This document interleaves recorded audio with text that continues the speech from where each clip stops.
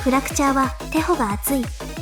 今やテホは必須ピックと言っていいでしょう。 VCT スプリット1ではもはや採用していないチームの方が少ないというかほぼないですというはずでした。動画制作中にフラクチャーがローテから外れ、テホはかつてのチェンバーと同じ道をたどり始めました。この動画はそんな彼の最後の栄光を語る動画となるでしょう。帰ってきたらこの動画を参考にしてあげてください。では続きをどうぞ。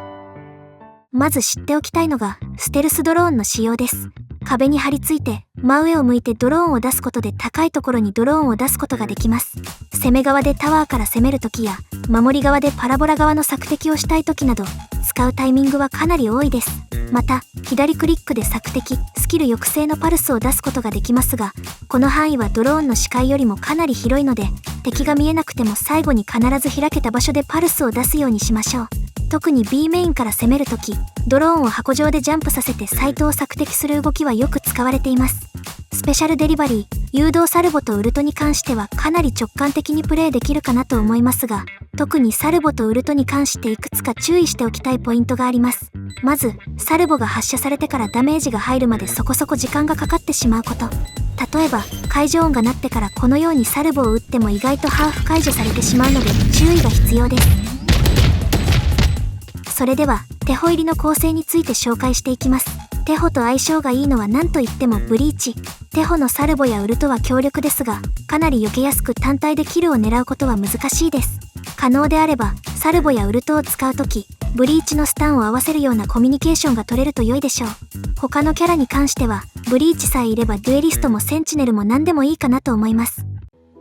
さて、まずは攻めから解説していきます。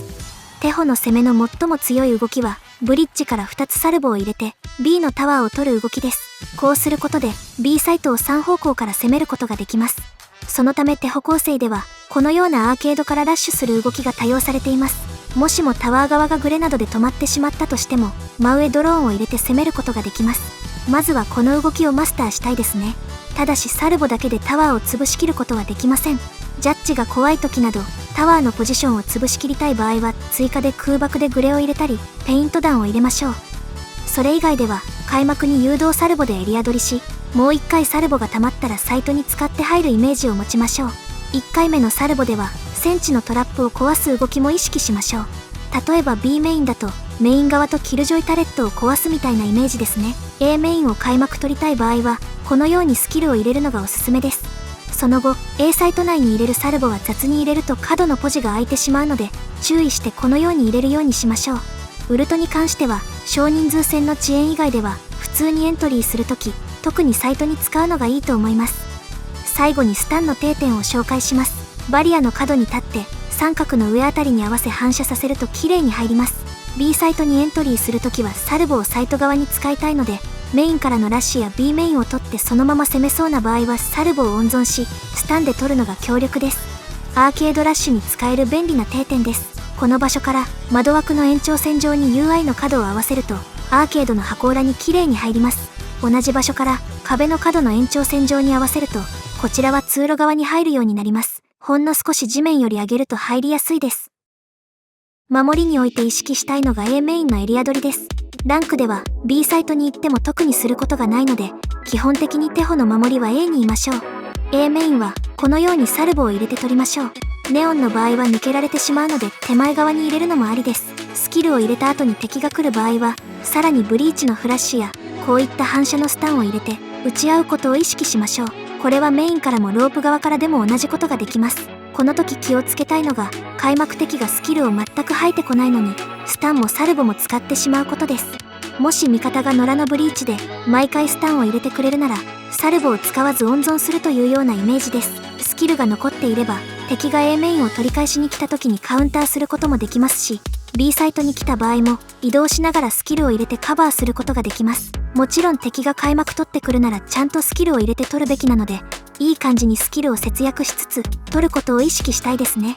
このように3人で A メインを取ることを繰り返すとパラボラ側がフリーになってしまいます。プロシーンの場合このような A メイン取りに対しパラボラをドライで取得し一気に取得する動きがよく見られます。そこで重要なのがサルボだけ入れて A メインをフェイクコントロールしパラボラ側に行く動きです。この場合は簡単に取られないようにスモークも入れられるとより良いですね。また当たり前のことですが、テホはドローン持ちなのでサルボだけでなくドローンも含めて A メインのコントロールもしてあげましょう。守りのまとめはこんな感じ。1、開幕から A メインをしっかり取る。